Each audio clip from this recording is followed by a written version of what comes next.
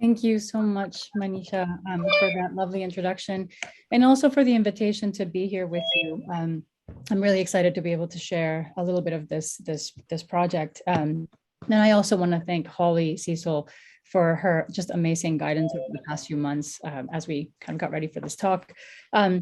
I know that you've all received a paper version of the talk that I'm going to give today. I had started the research for this project in January 2020 and was very excited about the possibility of going back to Peru at least a couple more times that year. But obviously the world changed and we are now in a very different moment. So I haven't been able to do as much work as I would have liked to, but I'm planning on being in Lima just next month. So I'm very excited about the possibility to finally move this forward. I've been in touch with folks at the ARC, so I'm hoping that finally I can get some momentum on this. It's precisely because of that, it's such an early moment that I'm really looking forward to your questions and feedback and suggestions that you might have as I keep thinking through this work. So I'm going to go ahead and share my screen. Let's see. So before diving into the talk itself, I want to start by showing the trailer of a film called Concerning Violence. The film is an exploration of colonial violence and anti-colonial resistance, and it's based on the work of Frantz Fanon, and in particular, his classic book, The Wretched of the Earth. And I do want to offer a warning that the trailer includes some very disturbing footage of violence against animals.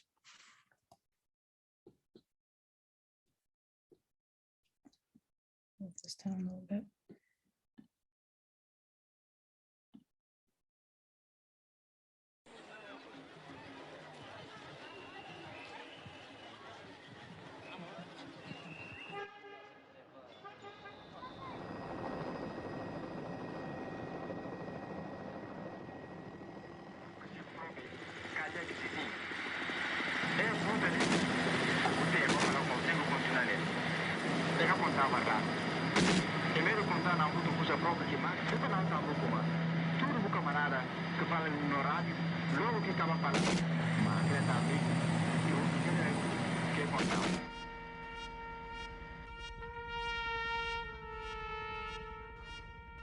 Colonialism is not a thinking machine, nor a body endowed with reasoning faculties. It is violence in its natural state, and it will only yield when confronted with greater violence.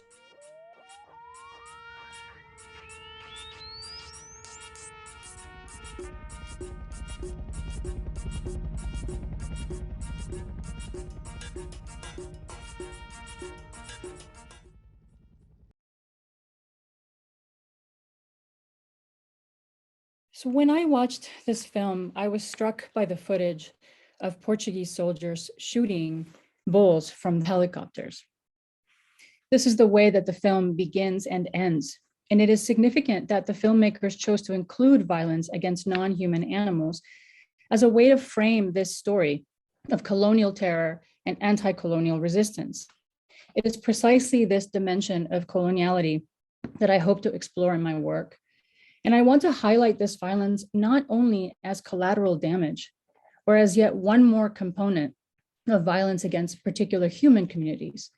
I want to find ways of telling stories that open up conversation about the ways animals themselves, as well as other non-human entities, such as rivers, glaciers, or forests, experience this brutality. In other words, as I explore testimonies of indigenous peoples in Peru about violence they suffered during the war, I want to find ways to consider human and non-human experiences of violence, as well as the significance of forms of mourning as expressed by both human and non-human beings.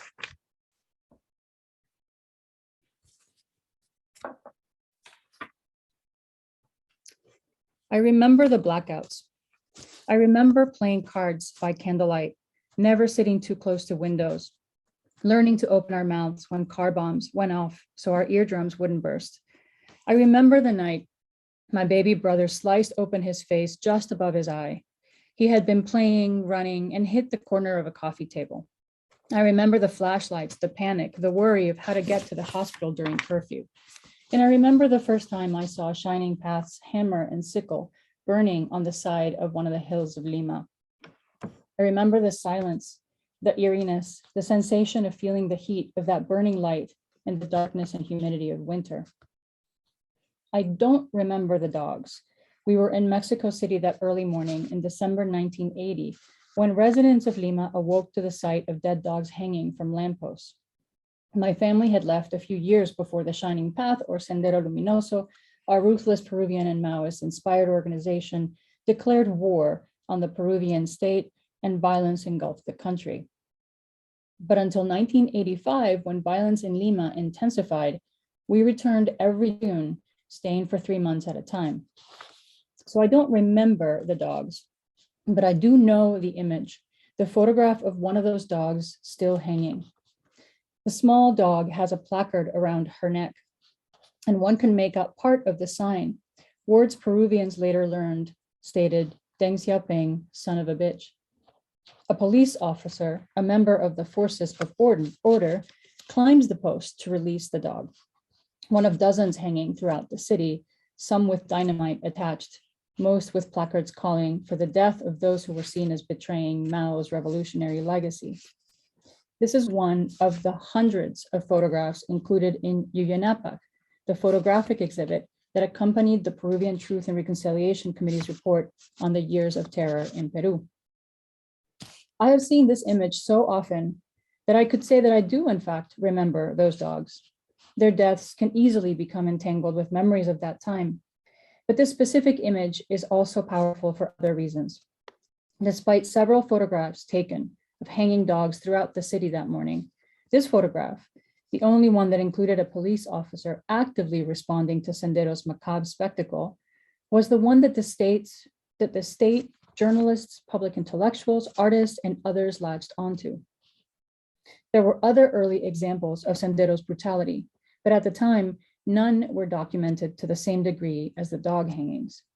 This photograph remains among the most recognizable representations of Peru's internal armed conflict. Indeed, it was chosen from among many other photographs included in Yuyanapak to stand in for Sendero's early actions in El Lugar de la Memoria, la Tolerancia y la Inclusión Social, or the LUM, the relatively new Museum of Memory in Lima. It is also perhaps the photograph that contemporary Peruvian artists have most focused on and used in their cultural and political interventions through painting, sculpture, film, theater, and literature. Significantly, this photograph is also one of the only images in the varied popular representations of the war that depict violence against non-humans. In dominant narratives, there is almost no mention of the impact of political violence on other than human life. In other words, in the context of authorized histories and representations of violence in Peru, we could think of this image as both iconic and exceptional, and projects that both hegemonic interpretations of the conflict, the barbarism of Sendero, the heroism and efficiency of the state that confronts and removes subversive threats, and it also leaves room for considerations of violence against other than human life, of animals as victims of violence alongside humans. As I mentioned earlier, this last point, the potential opening for seeing and thinking animals and other non-human beings as also victims of violence, is perhaps the driving focus of this preliminary exploration. Thinking with this image and the many artistic interventions that use it as a point of inspiration and departure is part of this exploration.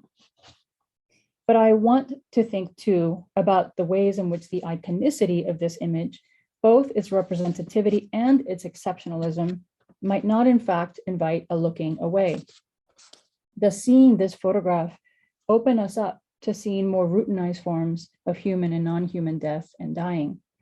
Or does it let us off the hook? When we emphasize scenes of exceptional violence or representations of violence that reproduce hegemonic orders, do we not lose focus on other everyday forms of violence? For many Peruvians living in the capital city of Lima, the first seeing of Sendero's violence came in the form of dead dogs hanging.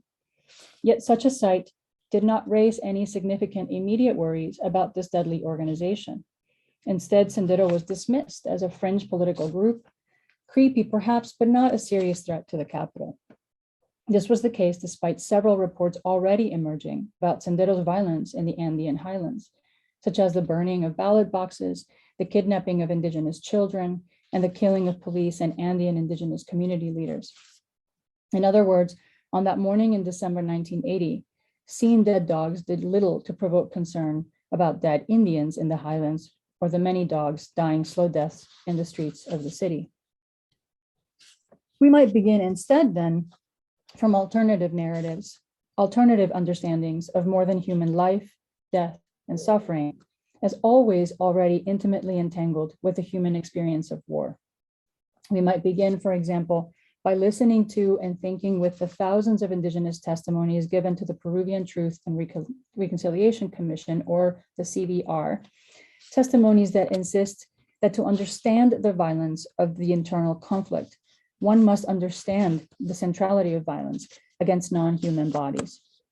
This includes the killing of dogs, chickens, guinea pigs, llamas, alpacas, the burning of farms and crops, the desecration of indigenous lands, and the wounding of glaciers and rivers. These are testimonies that insist on the human experience of violence as one necessarily entangled with the theft, mutilation, burning, and killing of animals and lands. They call attention to the coloniality of power in Peru, to the ways this conflict was in many ways lived and experienced as yet one more manifestation of a longer history of colonial violence, of racial and sexual violence enacted on indigenous bodies, human and non-human.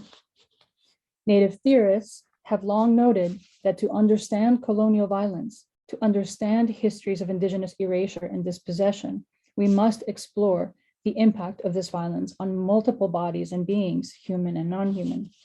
As Siseton Wapeton Oyate scholar Kim Tallbear notes, quote, understanding genocide in its full meaning in the Americas requires an understanding of the entangled genocide of humans and non-humans, unquote. My hope with this project is to offer a modest contribution to the ongoing work of unsettling and uncovering forms of violence that disproportionately impact indigenous lives, human and non-human. While many scholars in Peru have rightly emphasized indigenous accounts of harrowing violence, including displacement, torture, community massacres, sexual and racialized violence, such as the forced sterilization of thousands of women and men, no one, to my knowledge, has focused on the testimony of indigenous survivors who speak passionately to the impact of violence on other than human life. Several of these testimonies also make clear links between the violence of war, colonialism, and the ongoing violence of extraction, often emphasizing the sentience of glaciers as both wounded bodies and also political agents who have the capacity to respond and even to cause harm through violence of their own. This project then takes seriously indigenous testimonies about the violence experienced by non-human others as one way to disrupt and expand hegemonic narratives of violence in Peru by centering the coloniality of this recent history. I also want to return to the photograph of the hanging dog and think about how we might recontextualize it by thinking through this image with indigenous depictions of the killing, hanging, and mutilation of dogs by Sendero, the military and paramilitary forces. What other narratives might this photograph call forth if we consider this image as embedded in longer histories of colonial violence? Can we think beyond narratives of savagery and nationalism, beyond even the rare narratives about the deaths of those particular dogs, in ways that open us up to seeing precisely what tends to be obscured by these depictions of exceptional violence? Can we think of dogs in this case as necessarily entangled in and with human lives and histories?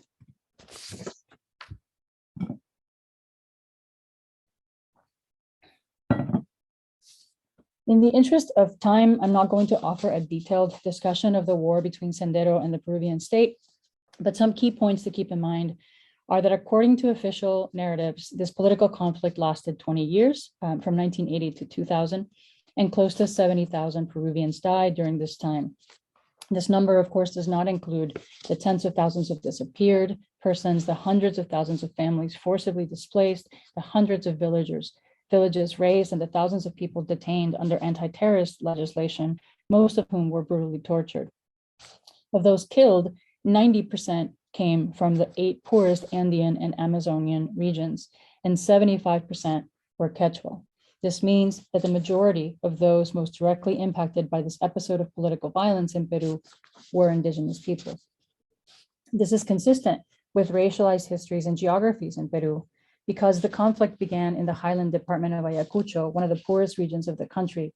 Coastal limeños were slow to worry about Sendero. This view permeated through the military and paramilitary response. Counter-terrorist forces tortured and killed Quechua peasants simply because they were unable to communicate in Spanish. Testimonies of Marines and other military and paramilitary actors reveal that simply speaking in an indigenous language was read by counterinsurgency forces as meaning indigenous men, women, or children could be hiding something. They were all potential subversives. And from the perspective of coastal urban Lima, these were not grievable bodies. Limeños only began paying attention once violence arrived in the city of Lima, beyond the killing and hanging of dogs. When blackouts became an almost nightly affair and car bombs became routine, when urban, modern citizens were being killed, Peruvians in Lima woke up. By then, it was too late. The CVR was tasked with making sense of the years of internal war and authoritarianism. One of its innovations, building on the South African experience, was a series of public and even televised audiencias that would broadcast the testimonies of those who had experienced the violence and terror most intimately.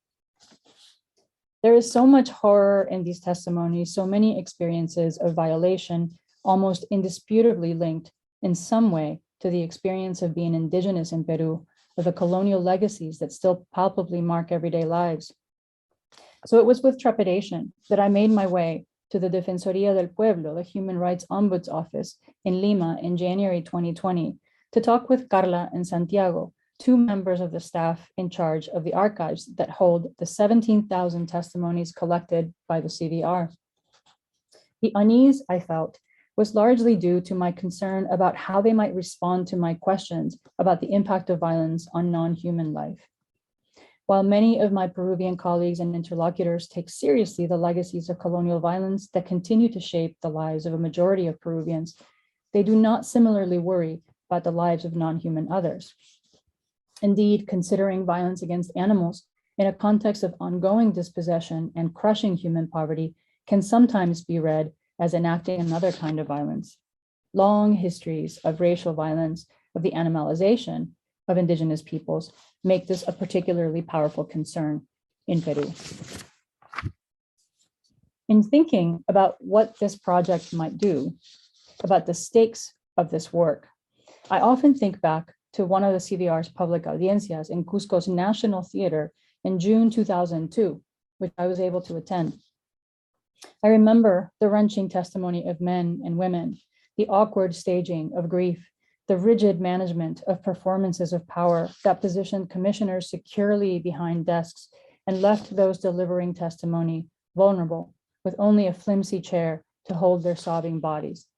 I remember the hands coming from offstage to coax indigenous men and women along, gently but firmly guiding them away from the stage when testimonies were taking too long, when Quechua modalities of grief and gratitude surpassed acceptable limits determined by dominant norms of politeness and manners. I also remember being struck by the testimonies that highlighted violence against indigenous animals and lands. In the aftermath of questions about individual experiences of violence, some Quechua men and women responded by foregrounding the theft or mutilation or killing of their alpacas and sheep and dogs. In addition to recounting the horrors of family members taken in the middle of the night, the impact of losing husbands, daughters, sons, these men and women also spoke to the burning of lands and displacement as central to their experiences. Quechua survivors were speaking directly to the significance of relations, of the webs of kin relations that included non-human others, and to the disruption of those relations, a central dimension of settler colonial violence in Peru and elsewhere. In talking with Carla and Santiago, I had all of this in mind. Both of them are dedicated human rights activists. They have been activists for years in a country where the struggle for human rights is often associated with subversion. where activists are attacked as apologists for terrorism, or worse, as subversives themselves. Moreover, they are charged with caring for the archived testimonies of the CVR, testimonies that many in Peru would rather did not exist. Given the particularities of the Peruvian context, I wanted to be clear that my project would support their efforts to protect, document, and amplify Indigenous voices, that it would foreground Indigenous testimonies and their relations to non-human others, that taking seriously Indigenous claims of entangled relations and experiences of violence would not only be a point of departure, but would center the significance of Indigenous relations to understandings of violence in Peru. I arrived at the Defensoría del Pueblo early one Friday morning in mid-January. It was an unusually cool day for a Lima summer, and I was grateful for this as I walked through the crowded streets of the city's historic center. When I arrived at the building, I embarked on the familiar ritual visitors must go through when entering any government building in Peru. I stated my name, the reason for my visit, the name of the person who was expecting me. I fielded questions about why I don't have a DNAE, or a Peruvian national identity document. And then I sat and prepared to wait until the guard called my name. After an unusually short wait of 15 minutes, I was given the okay to enter. I walked up 3 flights of stairs to the area where the CVR archives were located, and where Carla and Santiago were waiting for me. We had been in touch via email to schedule the meeting, but I had not yet said much about my project. As soon as he saw me, Santiago smiled widely. He welcomed me warmly and gestured to a table where we could sit and talk. Carla joined us just as soon as I had sat down, and when I stood up to greet her, she offered her cheek for the customary hello kiss, but maintained a professional demeanor. As soon as we all sat back down, Carla got right to the point. Why was I there, and how could they help? As I began to describe my very preliminary ideas, both of them leaned back in their chairs. Carla remained serious, and Santiago's smile slowly vanished. There was no nodding, no smiling, no encouraging interjections. I heard myself talking, explaining, all the while increasingly worrying about how these ideas were landing. Here were 2 people who spent their days poring through testimonies of horrific violence, who work with myriad researchers, lawyers, forensic anthropologists, and human rights activists working on reparations, on documenting massacres and disappearances. And I was asking about how the violence impacted non-human life. I was clear about why I felt my questions mattered, but I had already begun second-guessing myself even before I stopped talking. When I finally did stop talking, Carla and Santiago were silent. They looked down and said nothing for what felt like an eternity. Then suddenly, Carla spoke.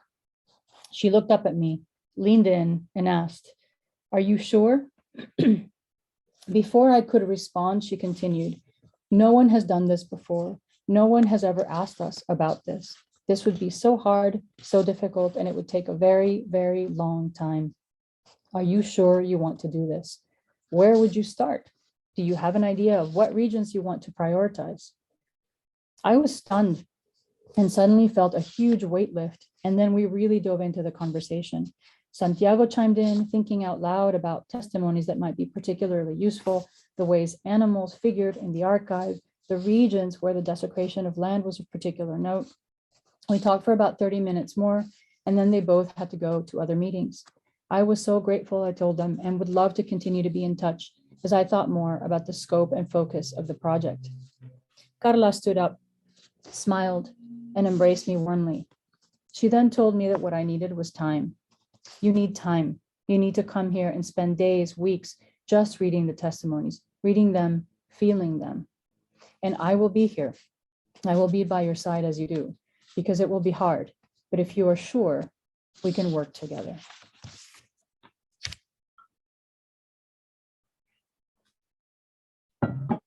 In Peru, there are many texts that draw on Indigenous and other testimonies from throughout the country to make claims about issues ranging from the ways race and gender shape sexual violence to the disproportionate number of disappearances of Indigenous villagers, the politics of intra-communal reconciliation, and the significance of memorializing sites of terror.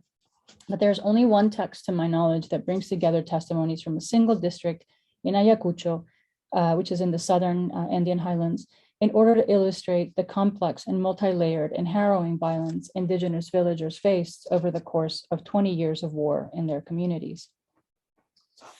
This book, Chungi, Violencia y Trazos de Memoria, or Chungi, Violence and Traces of Memory, was written and designed by an indigenous artist and anthropologist from Ayacucho, Alberto Jimenez. Chungi was the site of horrific violence by Sendero, the state, and paramilitary forces. In addition to a few essays introducing the book and detailing the historical context, the text brings together key testimonies from indigenous men, women, and children who speak to particular phases and moments of the 20-year conflict. Alongside each testimony, Jimenez includes his own illustrations inspired by the stories indigenous survivors tell about this time. Importantly, Jimenez does not only rely on testimonies given to the CVR, he also speaks with survivors where possible to complement these testimonies. Of those included in the text, there are several that emphasize the killing of animals, the ways Wamanis or Apus, mountains or earth beings, are impacted by witnessing of massacres and violations, and the intense grief over Sendero's destruction of farmlands and crops, and the military and paramilitary's indiscriminate burning of lands and villages. There's one image in particular that I would like to share here. The caption reads, "Nos obligaron a matar a nuestros perros, también matamos a nuestras gallinas." We were forced to kill our dogs. We also killed our chickens. Those forcing villagers to kill in this specific instance were members of the Shining Path. The image shows a dog hanging from a tree. It is not clear if the dog is still living or dead, but one assumes the animal is dead or dying since a villager is about to cut him loose. There are other dogs lying dead on the ground with ropes still around their necks while others run away. A different part of the scene shows a woman cutting a chicken's neck with one dead on the ground and a young boy with a sad expression holding another chicken, waiting to hand it over to his mother. For literary critic Víctor Vich, one of the more prominent public intellectuals in Peru, Sendero's insistence on hanging dogs, even when they are in fact killed by poison or beatings, as in the case of the dog hangings from lampposts in Lima in 1980, their insistence on hanging dogs is about branding and spectacle, about instilling terror in the population. The hanging dog is a, quote, cruel and mysterious mark that generates fear. It is not only about killing, but about exhibiting violence and death, unquote. Moreover, Vich insists that the dogs serve as a warning for what is to come, that they stand in for those humans who will shortly die, also by hanging, and also with signs around their necks. As he states, shortly after the dogs, we begin to see public executions in town plazas and dead bodies with placards. Most of these signs emphasize the betrayal of the person killed. This is how snitches die, or this is what happens to traitors, were common signs found around the necks of Sendero's victims. Vich also muses that there must be a particular connotation to hanging for Sendero, one that may be linked to a longer history of hanging traitors. This isn't about the dog. It is about what the dog represents, he tells Santiago Quintanilla, a Peruvian artist who has written a thesis about the singular place of Sendero's hanging dog in the visual imaginary of political violence in Peru. Quintanilla, like Vich, offers a compelling analysis of the power of Sendero's hanging dogs and of Bendesu's photograph in particular, especially as it has been taken up by various artists in Peru. He explores this image as an active agent or un agente activo, one that allows others to use it in part to, quote, unveil alternative narratives, silenced memories, and reconstructions of the past. He is interested in the circulation of this image, specifically the various ways it travels through artistic circles as a multivalent symbol that says something about violence and, quote, the universal human condition. To this end, Quintanilla develops an intriguing timeline documenting the apparition of this image in multiple works of art, including painting, digital arts, photography, sculpture, theater, literary arts, and film. Quintanilla begins his timeline in 1979, making visible a little-known event in a town in Huancavelica, where residents woke up to a dog mutilated and hanging from a cement awning, with writing on nearby walls that threatened the mayor of that town, stating, "The people want to see you like this immoral and corrupt dog." He then moves on to the various photographs documenting Sendero's hanging dogs in 1980, and then to Bendisu's famous photograph. From then on, Quintanilla moves to document the various artistic representations of this iconic image, including Jimenez's drawing as part of his timeline. Tellingly, he zooms in on the dog in Jimenez's drawing, hanging from the tree. And most of the rest of the drawing, the participation of villagers in the killing of animals, the chickens being killed and waiting to be killed, dogs running away, all of that is literally cut out of the frame. Here, I want to think back to Veitch's comment. This is not about the dog. It is about what the dog represents. Yes, and is there not also room to think about the dog herself? But more to the point, I want to consider the ways in which the dog does not exactly stand in for humans, but in fact, and especially in the context of indigenous relations, is necessarily entangled with human lives in complex and significant ways. For many indigenous Peruvians who were forced to kill their dogs or to witness the killing of their animals, dogs, and so many others, this act of killing, of hanging, was in fact very much about the dog, or rather, it was about particular relations with others, often non-human others, who formed part of communities and worlds, what Peruvian anthropologist Marisol de la Cadena calls being in Ayu. As she writes, the entities, runacuna, tiracuna, plants and animals that compose the world are like the threads of the weaving. They are part of it as much as the weaving is part of them. And this conceptualization, in Ayu humans and other than humans are inherently connected and compose the Ayu, a relation of which they are part and that is part of them. Accordingly, being in Ayu is not an institution that presupposes humans on the one hand and a territory on the other. Neither is external to the Ayu. Being in Ayu means that runacuna and tiracuna emerge within Ayu as relationship, and from this condition, they literally take place.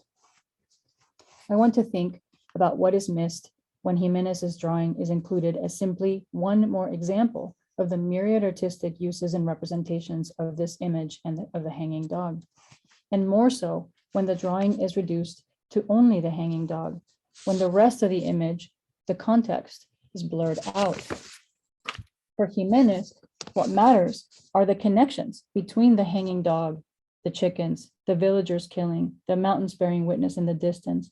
This is why his drawings are placed next to testimonies, both those delivered to the CVR and conversations he has with survivors from Chungi.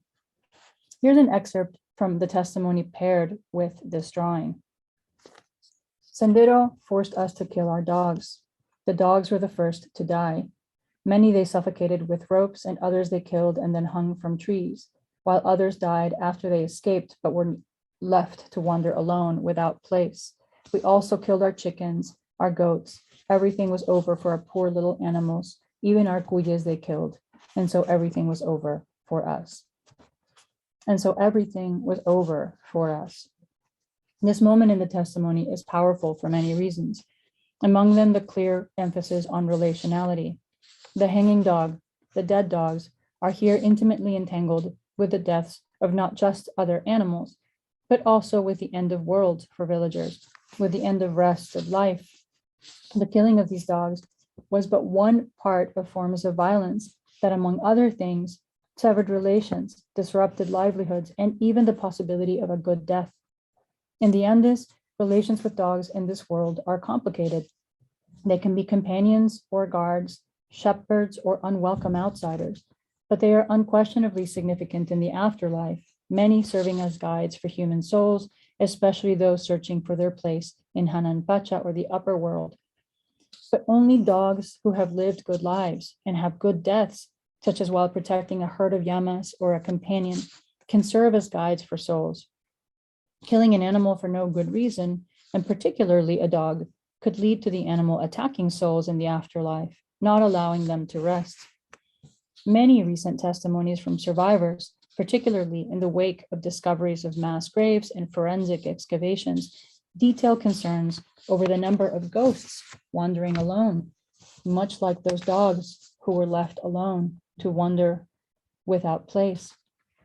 Even after violence, then, for many villagers, there is no rest, there is no life until relations are somehow repaired, remembered.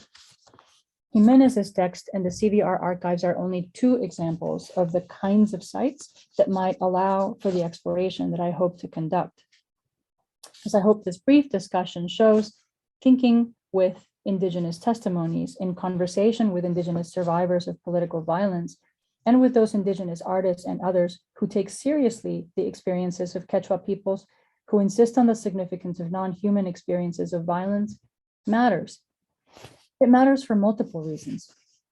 This kind of work can, I hope, support and amplify counter-narratives of violence that challenge those hegemonic narratives that continue to perpetuate harmful representations of Indigenous Peruvians as either terrorists or ignorant victims. It can expand scholarship in Peru in both Spanish and Quechua that takes seriously Indigenous ontologies and works to decolonize hierarchies of knowledge. And it can be a way to accompany the brave political work of Indigenous anti-mining activists who in Peru today, as in many other parts of the world, are branded as terrorists, imprisoned, tortured, and killed. I'm reminded of a protest by CONACAMI, the Confederation of Communities Affected by Mining, in which communities exhibited deformed animals, their non-human kin, as a way to call attention to the horrific effects of extractive violence. As a form of protest, this exhibition of animals was in a way also a spectacle. However, I suggest that it can be seen as more than that. It is a rare window between community understandings of in-ayu relations and more publicly legible representations of environmental violence. I plan to search for other such windows in the archives of violence in Peru, as well as in the traces of violence that lie within and beyond the written record. Ghosts are real in Peru.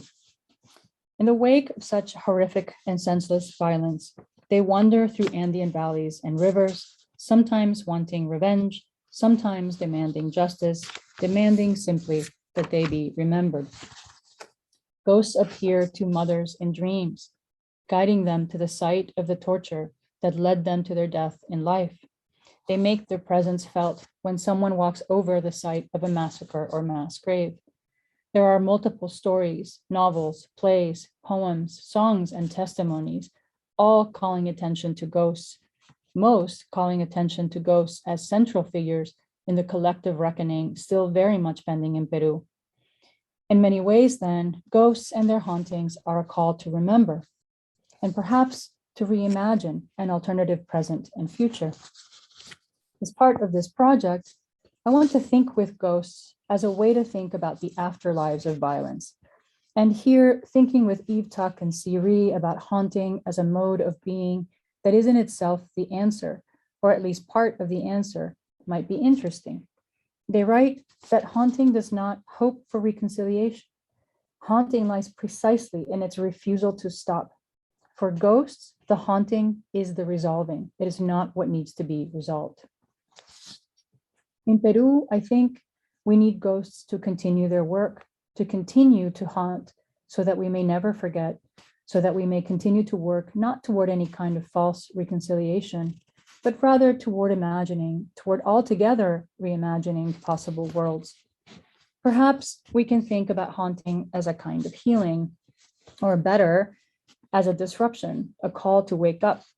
We may even begin to think about haunting as a kind of anti-colonial practice, especially if we think with and from Indigenous standpoints. As Tuck and Ree put it, haunting is a relentless remembering and reminding that with some crimes of humanity, the violence of colonization, for example, there is no putting to rest.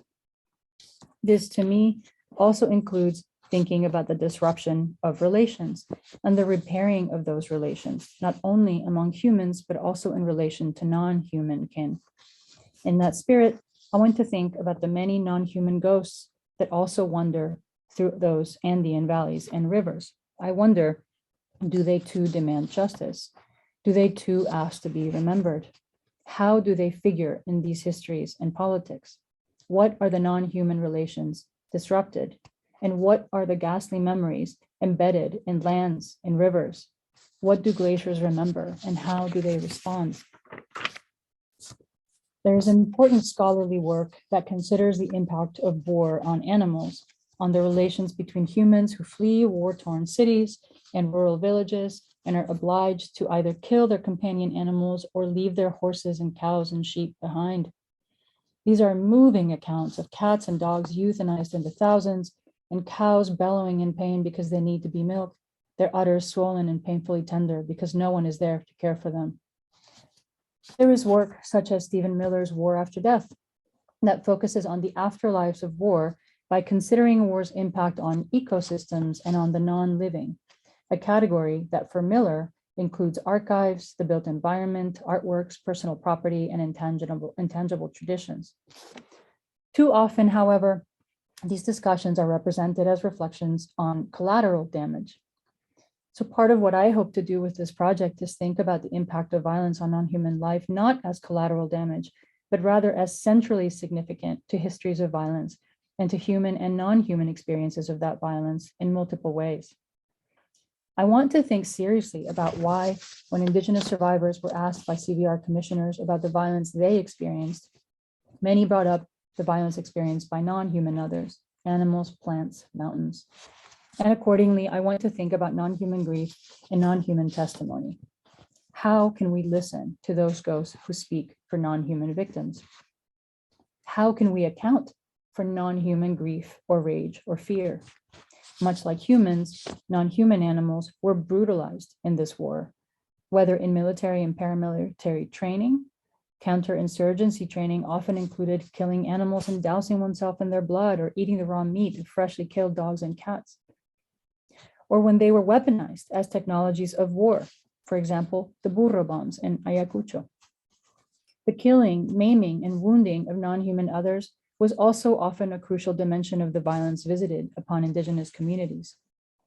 As many have documented throughout the Americas, the killing of animals, such as the buffalo in the Great Plains, or the killing of Inuit dogs in what is now Canada, and their weaponization as tools of empire and colonization is directly related to cultural genocide. It is a central part of settler colonial violence. Methodologically, this work will, of course, involve spending a significant amount of time at the CVR archives and poring through thousands of testimonies. I also hope to conduct oral histories and ethnographic research to explore the politics of memory and haunting in Peru. Following anthropologist Carolyn Yesser and Peruvian historian Ponciano del Pino, these explorations insist on memory not as an isolated event, but as a reality that permeates through life and articulates with other social and political processes. Memory forms part of various cultural and political mechanisms that contribute to processing conflict and rearticulating social relations. But how do we expand the politics of memory to include non-human others?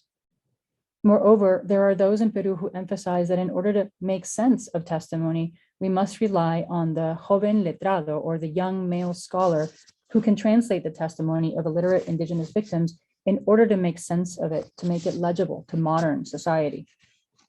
This is an obviously problematic comment, and yet it comes from among the most progressive academic circles in Peru. If it is hard to make sense even of human stories, of narratives that I find to be quite straightforward in their depiction of lives and loss and violence, how might we begin to even imagine non-human testimony? Here I am reminded of Peruvian sociologist Felix Reategui Carrillo's call to fiction as a pathway to understanding life. Our public dialogue requires fiction, he writes. We need to be able to imagine in order to understand. I want to end this reflection by linking Reategui Carrillo's insight to an imagining of non-human life, of non-human experiences of violence, or the significance of non-human life in violence, and even of non-human ghosts. Here I want to briefly return to the hanging dog and the way that image haunts contemporary Peruvian life, literary narratives, and other forms of public expression. One possible path for imagining non-human experience is inspired by the remarkable fiction of Peruvian-American writer Daniel Alarcón, especially his short story about the night the dogs were hanged from lampposts in the streets of Lima. While this story is still human-centered, in imagining what it might have been for a senderista to catch, kill, and hang dogs, it provides an intriguing entry point into the logic of terror beyond the human, how the bodies of non-human animals can become the very terrain and target for war. To expand on this, I wonder how or if we can consider, for example, what the experience might have been for those dogs as they were being chased, caught, killed, and hung. Who were those dogs? What had their lives been like before they were killed? How were they captured and hung? Who watched as they were killed? And who did they leave behind? How might we animate the archives, bring back to life or bring forward the ghosts of those other than human beings, dogs, but also chickens, guinea pigs, alpacas, and perhaps even trees or plants, who were also subjected to the violence of this time? Another path lies through the lived memories of the mothers of the disappeared, who through their work in organizations like ANFACEP in Ayacucho collectively demand recognition and repair. Mothers have not only asked for justice for their lost family members, they have also asked for the right to tend to the needs of the dead. In songs to Wamanis and Apus, to rocks and rivers, mothers ask for the help of earth beings in finding their loved ones and for the strength to continue searching. After a long struggle in 2011, mothers from ANFACEP were able to establish a site for memorializing disappeared family members at La Hollada, a former training and shooting field situated next to Los Cabitos, a notorious military post and torture center. In their discussions about the process they went through to attain permission for their memorialization, a cement cross 3 meters high with inscriptions that mark it as both a monument for all the victims of violence in Peru, and more specifically for those who disappeared in Ayacucho and were most likely tortured and killed at Los Cabitos, the mothers insist on the significance of conversations they had with other beings and of the memories of violence embedded in the valleys and mountains. Mothers also foreground dreams. Many of the dead had come to them in dreams and asked for the marking of that particular site as sacred, as a space to rest without being disturbed. Recently, some of those demands have translated into public projects and practices, such as La Cruz de la Hollada. But those projects are not in any way an end. They do not mark the end of the search for loved ones or even offer permission to rest. On the contrary, they remind the world that others remain missing. They require continuous engagement with the violence that took so many lives and that continues to insinuate itself into the everyday lives of Indigenous peoples. This is but one way in which we see how haunting is what offers some form of resolution. In other words, haunting is not what needs to be resolved. It is what will sustain struggles for justice and practices of anti-colonial imagining. Ultimately, this project is a way to take seriously the relational dimension and experience of life for so many Indigenous communities and families who suffered violence, and to center the significance and power of being in Ayu and their ongoing efforts to reimagine and repair those relations. Thank you so much. Thank you so much, Maria Elena. It was just wonderful. Such a rich and critically informed and innovative project. Just a reminder to our audience members, please do feel free to post your questions in the chat, and I'll be very happy to pose them. Perhaps I can just get things started, Dr. Garcia, by pressing a bit on this, on the concept of relationality, which of course, you know, is so ubiquitous, not just in animal studies or critical animal studies, but feminist studies, I would say in general, and also other areas, also Indigenous studies. So, you know, there are kind of recent articles, also I think older articles by feminist animal theorists. So here I'm thinking specifically of Paula Akari, Fiona Popsy Robson, and one of third co-authors, so I'm just remains elusive for me, out of Australia, which have kind of taken on in talking about like urban studies and the conceptualization of animals in the urban sphere, really taken on like the language, you know, very kind of from Donna Haraway and onward of nature cultures or entanglements and relationality, really with the concern that it's never really problematizing the power imbalance between humans and animals, and it's too romanticized. And so and I know like this project is trying to kind of foreground animals at the same time that we do not lose sight of indigenous human struggles and ongoing violence and atrocities. So when you are thinking yourself of the concept of relationality and in IU, right, how do you think you can bring out this kind of critique, or how would you respond to the critique that relationality often just, it just ends up being an anthropocentric way to think about and too romantic of a vision? Yeah, thank you. Thank you so much for that question. I think that's actually a central part of the work that I'm going to have to do. And at times it may be a central tension of this project. And one of the things that I find that I was so excited about today is to get some suggestions for additional reading, because I'm hoping to spend some time this summer. It's been kind of a difficult, challenging couple of years. So I'm hoping to open up space this summer to read and think with others, and particularly think about the ways in which this project is very much kind of centered in indigenous frameworks and studies, but I also needed to be in conversation with animal studies, in particular the kind of critical animal studies, and the work of Fiona Rabsey and others is sort of central to that. So thank you for that. But I think you're right. For me, the challenge is, one, I absolutely agree. I definitely do not want to romanticize indigenous epistemologies. And in fact, I think that's actually been a problem even within the new waves in anthropology, the ontological turn, and others. There's this sort of depoliticization also of indigenous ways of being in the world. So I think that's central. For me, one way to try to get around it, or at least address it, is to really think about specificity.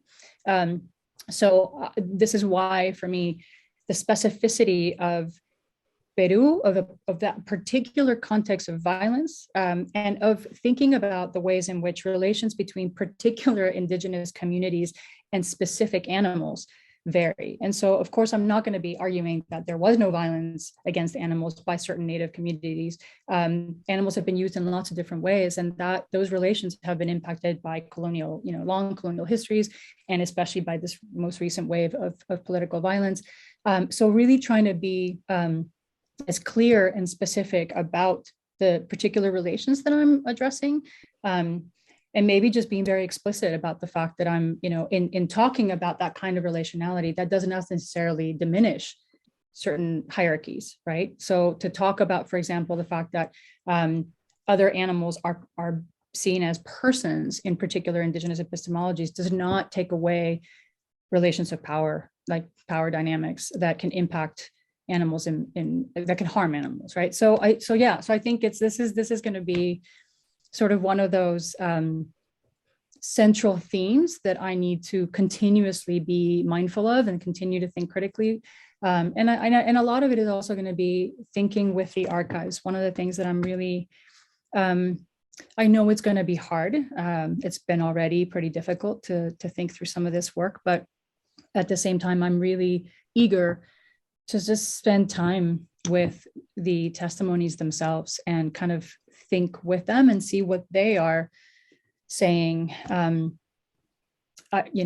of my worries is how to, and I think this might come with time and just spending time with the testimonies, but how to interpret also silences or absences, when animals are not present, for example, and yet in particular contexts, they would have been. So how do I, that's what I'm trying to think with when I think about animating the archives, trying to kind of, I think that's why thinking with haunting and ghosts might be interesting. And I don't want to kind of keep going. I want to see what other questions there are, but I also want to think, I'm also hoping that I can think creatively about form, about the kind of form this project takes. And perhaps that's why maybe speculative fiction might be an interesting way of kind of imagining the particular experiences of animals at different moments throughout this history. So sorry, I hope that we kind of answered the question. No, thank you so much for all of that richness.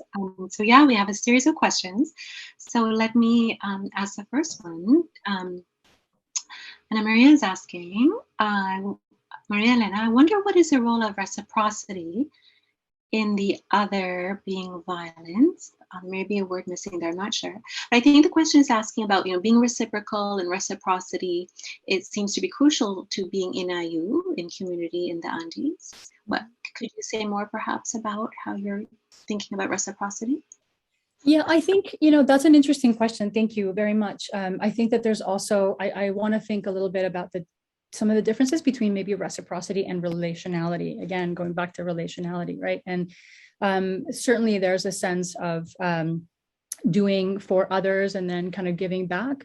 But I think there's when thinking about relations, I think goes a little bit beyond that as well. There's a sense of, in both cases, there's a sense of obligation. I think for me, that's also kind of central. When we talk about being in relation with one another, there's a sense of like, there's also an obligation to the other. And the question for me is, what are those obligations, right? And that also, in this work, it's not just my thinking about a particular, for example, thinking about being in IU and particular community and experiences that a family may have had, but also my own positionality here. I need to really think about this project and my own obligations to those people I'm hoping to be in conversation with, not just, and this is multi-layered. It's my obligations to folks who are caretakers of this archive.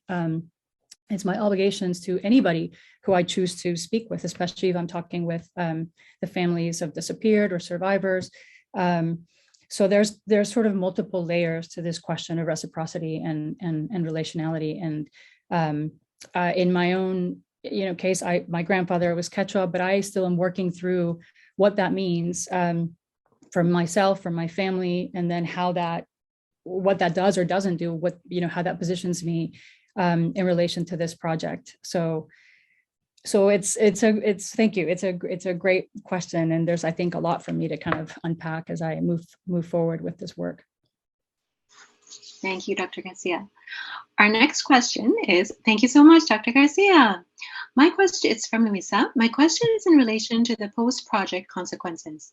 Do you think it would change how people treat animals nowadays to understand how injustice with them in the past affected a whole cultural society? This is a really interesting question. That's also something I want to kind of be, I'm hoping, so again, I'm going to be in Peru in February and hope to have just the time and space to have more conversations with colleagues there and with others there about how they think about this kind of work and the impact that it could have at multiple levels. I'll tell you a story and a quick example. I'm going through promotion. And so my parents are very, interested and excited. And my dad in particular wanted to read. So he asked for some of my files and he read somewhere about this new project. And he said, what is this new project? What are you doing? And I've been very, I'm cautious with my family because we don't always see eye to eye. And in fact, I had a really challenging encounter with my mom in my previous work. I was writing about guinea pig death and suffering. And I visited a breeding farm in Peru when I was pregnant, and that really shook me. And I've written about this somewhere else, but I remember after that visit going back to my grandmother's apartment and my mother was there and talking to her about it. And her response was just anger about, she saw me comparing myself to a pregnant guinea pig and just thought that was just absolutely unacceptable, right? So I'm going to kind of I'm going to encounter this idea that there's no, how can I even talk about animals in the context of this kind of human suffering?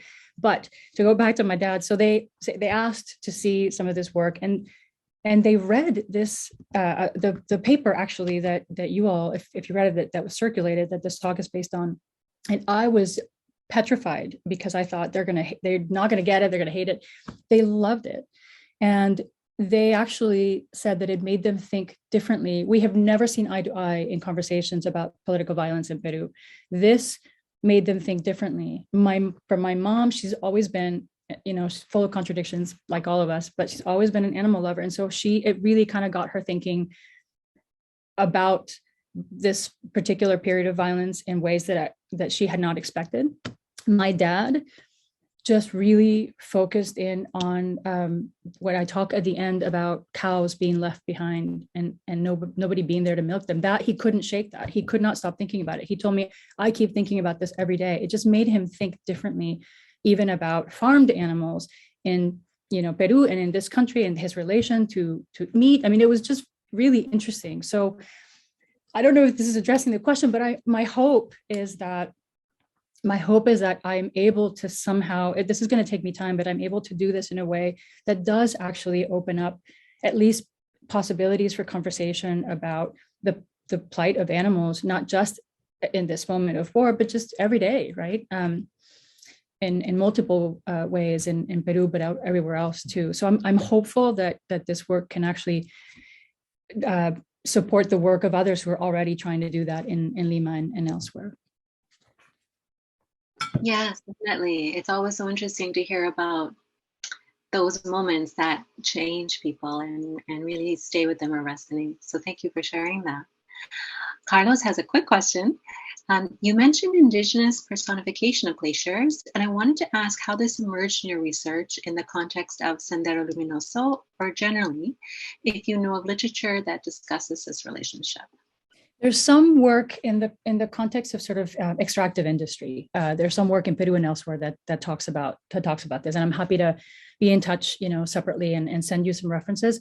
But this is actually something that I'm really, really interested in thinking about. And again, I think a lot of it is going to be just kind of spending time with testimonies and see what is there in the testimonies. When I talked with the two folks who I call Carla and Santiago, they actually told me that they remembered several testimonies. I mean, so there was a lot about animals, but also a lot about lands and the wounding of landscapes. And rivers and glaciers seem to be sort of prominent figures, agents in the testimonies that they were remembering.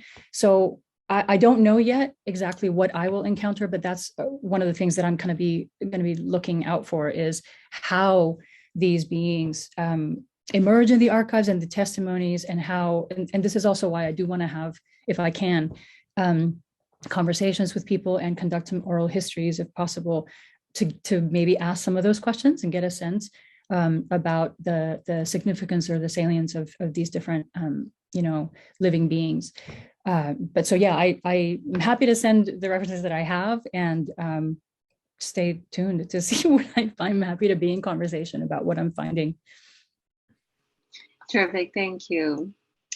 Betsy writes, thank you so much, Dr. Garcia. This project is fascinating. I fully encourage the idea of alternative forms for this project. Speculative fiction may help to translate these ideas into a potentially more impactful format, possibly working with images or artwork alongside. And next, from Darren, thank you, Maria, for sharing your important project with us. My question follows from the question you raised towards the end of the paper. Do you have any thoughts on how non-human beings and entities might themselves be able to participate in transitional justice processes in more direct ways, beyond relying on the representations and narratives of Indigenous and other humans? In my own research, I'm looking at how animal sanctuaries might be places for this to occur. Are you aware of any Peruvian animal rescue or sanctuary organizations' perspectives on this period of violence against both humans and non-humans? This is a fascinating question, and I actually would love to learn more about your work on sanctuaries. And this is actually something that the question of how to amplify the perspectives of non-human animals, how to represent them without yet adding another layer of kind of human representation of these beings is again something I need to kind of think about. So I think for me, these are still very much questions that are open-ended that I need to kind of think about. I mean, there are some sanctuaries that I know of, a couple that I know of in the Andes that have taken on some abandoned llamas, but I haven't had a chance to talk with them. They're also, I mean, this is actually a really wonderful prompt for me, because I'm in touch with a few animal rights organizations and a couple who call themselves anti-speciesist organizations in Lima. These are mostly young people, and they're focused on sort of thinking about companion animals, dogs, cats, and then also questions of meat, which has been really hard for them given the kind of whole, this is the previous book, but the kind of gastronomic revolution, this kind of moment of food is central in Peru. And so they have really struggled with opening up spaces for conversations around food politics and farmed animals, for example. But talking with them about this would be a really wonderful, it's a great idea. So, but again, yeah, this is it's a wonderful question and something I need to keep grappling with. And I know that there are scholars who have been trying to think precisely about this question of voice and representation. And so I think engaging with that work and thinking with them will be also really helpful for me. But yeah, I'd love to learn more about your work. Dr. Garcia, may I also just ask, the idea of I just had two suggestions. One was for the fiction and the idea of like how to think about what the dogs or other animals might be thinking or saying. I wonder if you've come across 15 Dogs written by Canadian author Andre Alexis, which is now quite a few years old, but was an award-winning book. And I've always found it quite resonant. I'm not sure what our audience members think, if they've also come across the text. And I've recommended to others. So perhaps take a look. It's a fictional piece about 15 dogs. 15 Dogs, it's called? Yeah, it quickly gets winnowed down to a few, but okay. And it might be generative for you. The other question was, the kind of incorporation of haunting. I wasn't sure, but are you conceptualizing ghosts as part of the non-human in terms of the relations you are kind of zeroing in on, or are they it's just more of a concept to think about what to keep in focus when we think of the multiple violences here? Yeah, I think it began as more of a conceptual framing and something that I was finding really useful to sort of get at just the kind of thinking through haunting in this context, and then also taking seriously. I mean, as I mentioned, a lot of families have disappeared, in particular mothers, really insist on dreams as central ways in which they can communicate with their deceased sons, and they talk about their ghosts. And so that sort of has inspired me to take that very seriously as, and so really, so I guess in answer to your question, I kind of want to do both. I think, in fact, I'm teaching a class in the spring on haunting and ghosts precisely as a way of kind of being able to read a little bit more about that and see how others have been thinking through haunting as an analytic. But I also want to take seriously the visions that these mothers are having, and think about ghosts. Like, what does it mean for us to take ghosts seriously as other non-human entities who might also be able to say something to us, right? So yeah, right now I think it's going to be both. But again, it's early, so we'll see how this moves forward. Thank you so much, Dr. Garcia. So yes, we're just at the close of our time. So I would like to leave some time here just to thank you properly for this wonderful evocative analysis and so multi-layered and a generative discussion. I want to thank all our audience members for joining us today and for the tremendous questions as well. I hope they're productive for you as well, Dr. Garcia. We'd also like to take this opportunity to thank the Brooks Institute again for Animal Rights Law and Policy for funding this lecture series. And again, thank you to our co-presenters at the University of Victoria, the Departments of Anthropology and Political Science, the Center for Global Studies, and the Center for Studies in Religion and Society.